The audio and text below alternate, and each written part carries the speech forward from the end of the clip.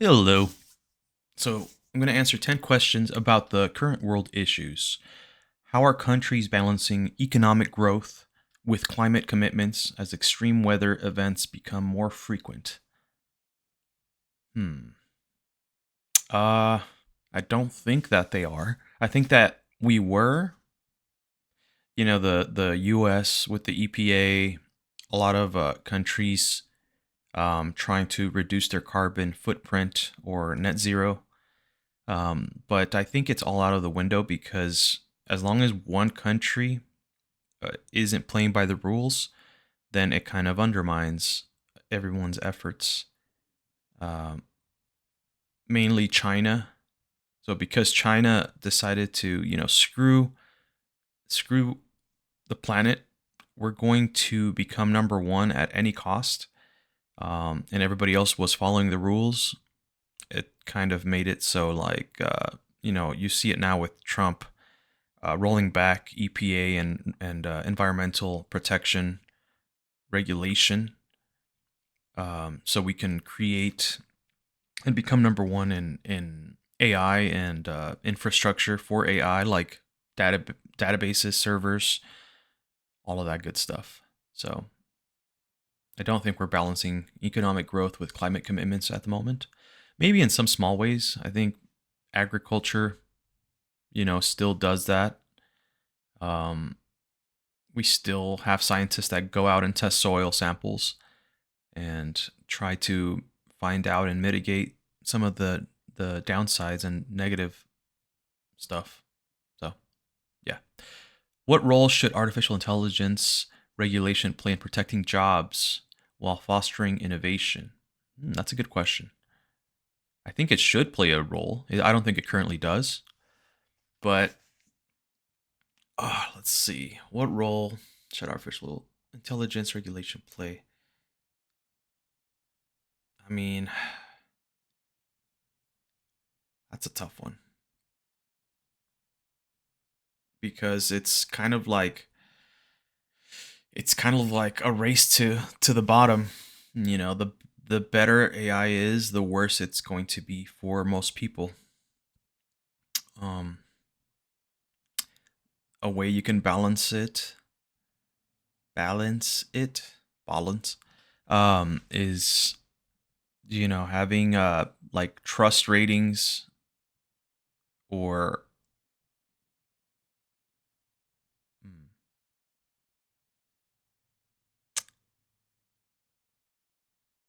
yeah, I don't think it can. It can't protect people's jobs because most jobs are easy, are relatively easy jobs. They're not, real critical positions. But even the critical positions are going to be taken over by AI. To be fair, anything that's logic based, AI can do or will be able to do. So, you know, like being a lawyer is going to be 100% an AI job. That's probably the one of the areas, easiest complex areas that AI will be able to achieve. And right now, I think it doesn't only because of the token limit, but I think if OpenAI wanted to, or if Claude, um, the Anthropic team wanted to, they could just take away all of the tokens, the available tokens from consumers, and just use them internally to to soak up the entirety of the legal system and legal precedents that have occurred in the past and be able to give you a very specific answer and a very correct answer each and every single time. And I mean 100% of the time. If it ever encounters something that's about equal, then it can internally argue it or it can present the arguments to the people and try to set precedents there.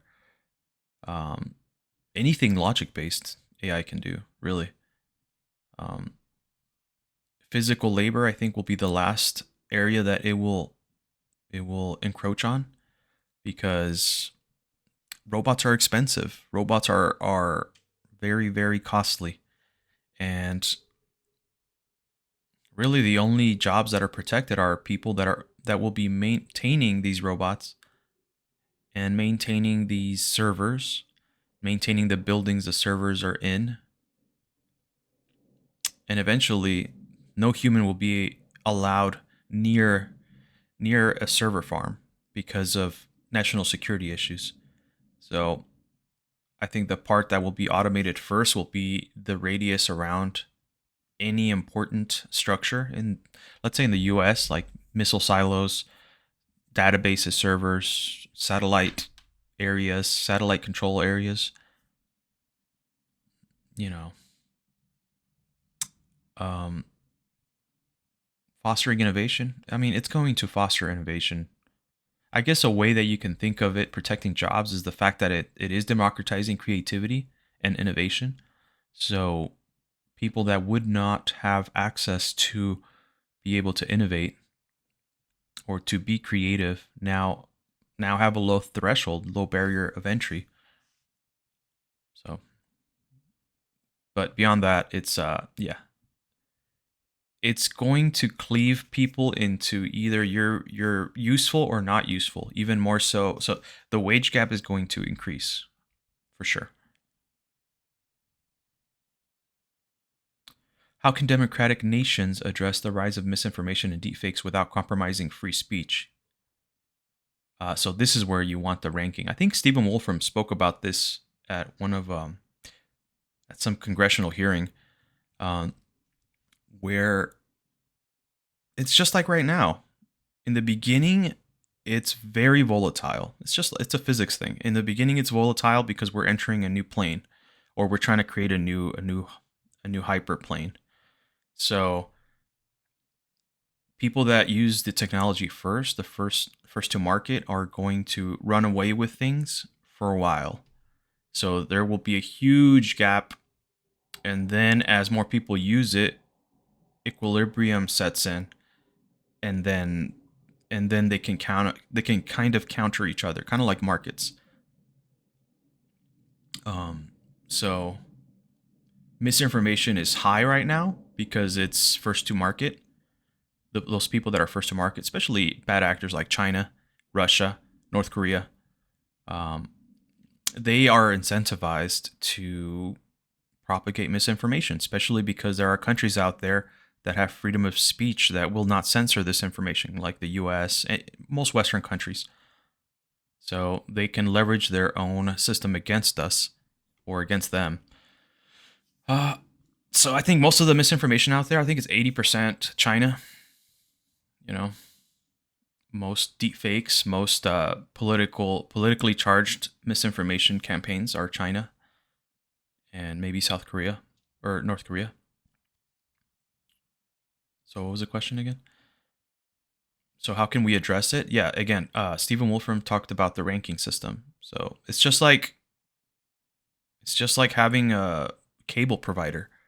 You know, the cable provider is an entity which sorts out and vets other entities. Otherwise, you would just have every show out there, every single, show that can potentially be thought of and made will exist. But you need the rise of these market entities that are incentivized or financially motivated to sort stuff out for you. So you're going to be like, "Oh, I like HBO. I like this company. I like that company. I like the shows that they provide." So that's inevitable. It's a physics thing. But yeah, in the beginning, it's going to be very, very harmful and volatile. So that's pretty much it. You're going to be able to counter. See, the thing is, the only other way to counter it is to restrict freedom of speech. But then the person restricting the freedom of speech is now compromisable. So that in and of itself is it's a futile endeavor. So the only way to do it is democratically, having these companies that are financially motivated to restrict information or to show certain information to yeah, to show you things you want to see potentially. And it's like a ranking system. It's a re-ranking system. What are the long-term implications of aging populations in developed countries on healthcare systems and economies? Hmm. At first glance, I want to say the long-term implications are that there's less of a financial burden on healthcare systems, because I do want to say the elderly need a lot of healthcare. They are, generally more sickly. They're at end of life stage in their lives, so they're going to have more things to fix. Same with economies, because they're comprised of these people. Now, let's see. It can also mean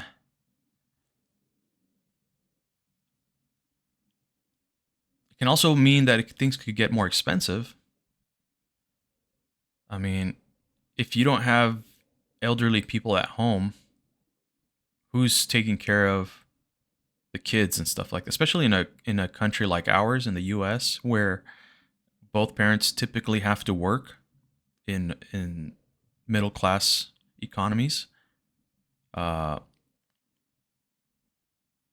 I mean, it's just more people will be having more kids, maybe. I'm not sure. Aging populations in developed countries. Yeah, I mean the healthcare costs could go up because we might be having more kids, but why aren't people reaching um you know why aren't people reaching 60 plus? I think that's the real question there. But the thing about it is, I think elderly people are extremely useful for information, but also to overturn dictatorships. Young people, I don't think, tend to want to overturn dictatorships because they are typically born in them, and they have they have too much to live for. Elderly people seem to be the ones that are like, you know what, my life is over. I'm gonna do something. I'm gonna do this for the people that are remaining, for my family that's remaining. I'm going to stand up to Putin. I'm going to stand up to Xi Jinping, uh, whomever. They tend to be the people that lead the charge, I want to say. How should the international community respond to conflicts that displace millions of refugees? Mm, I want to say vet them and let them into the country, because free labor. Look, in a world where aging populations and birth rates are probably the biggest threat to our species, having free labor, people who have already, grown, they're in their most productive stage. Of course, you're gonna want them or need them. I mean, the question is, can they vibe with you? Are they good for your for your country? I guess. Will they mesh well? So I think that's where the vetting comes in. Maybe having a step up program to graduate them into your country.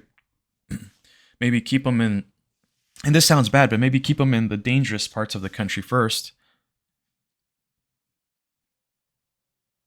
Maybe not Chicago or anything, like environmentally dangerous.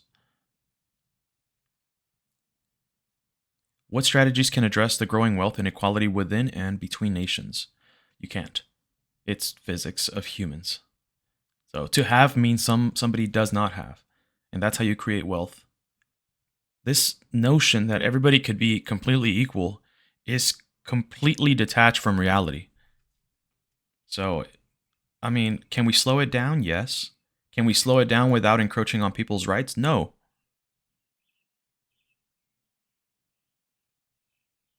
So, one way to slow it down, I mean, AI can help, but AI can also help speed it up. I think having a dynamic wage system is better, maybe.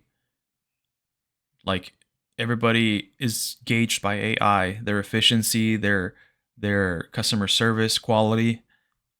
Your paycheck will fluctuate up and down plus or minus 10%, depending, or plus or minus 30%, depending on how good you perform. So you still get paid even if you're a shit employee. But now people that are really good employees get that extra 30%. I think that'd be fair. The only thing is the have-nots, the people that are bad employees looking at the people that are good employees and having some form of resentment and trying to take it up with the legal system. That's where it gets tricky.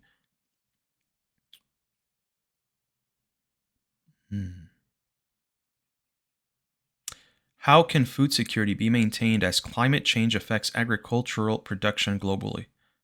Well, you're not going to like this answer. The answer is to switch over to sustainable crops, which means we're going to eat a lot less meat. I think the human body should not be, you shouldn't be a vegetarian, but you should also not be a carnivore because it shortens your lifespan. So, although while you're alive, being a carnivore gives you the strength, more strength than normal, and generally fixes a lot of metabolic issues. But having more than 50% of your plate be meat is wasteful. It's wasteful. It's not healthy. So I think legumes. I mean, I'm trying to think of vegetable crops or crops that are not water or resource intensive. I think lentils. Lentils grow in like some of the most arid places in Africa and help sustain villages from starvation. So I think lentils should be, good 50-60% of people's consumption.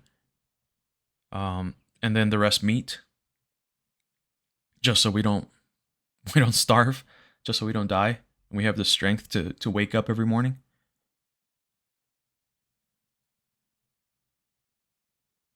What approach should governments take towards cryptocurrency and digital currencies as they challenge traditional financial systems? I mean, there's nothing you can really do. You can try to regulate it. The only regulatable cryptocurrencies are going to be the ones that keep a public ledger, so you can trace the money. And even then, it's going to be an energy thing. So you'll have an AI that can trace every movement of certain currency, but only up to some dimension. Like it's going to be like a pi radius. Like you can only do so much. So you would save that for audits. But yeah, you can't really do much about it. Cryptocurrency has no value though. It's even less value than stone, than gold, silver. So it can all go away. It just takes a couple of good EMPs and it can all go away.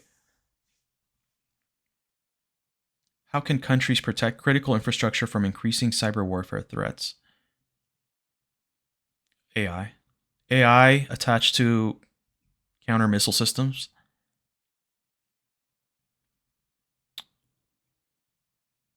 You could have some AI be like, is this true or not? Because a lot of people will threaten. So see, like the thing I see is people will threaten and it will be an empty threat, but we take it seriously, so we mobilize and spend a ton of money. So that can be gamed, and that's not good either. I think we should have a layer, which is just maybe AI, detecting and using all of its inputs, relevant inputs, to see if that threat is valid or not, or the likelihood of that threat, maybe assign a percentage to it. And then at a certain threshold, humans get involved. Critical infrastructure, I would say, is servers, missile silos.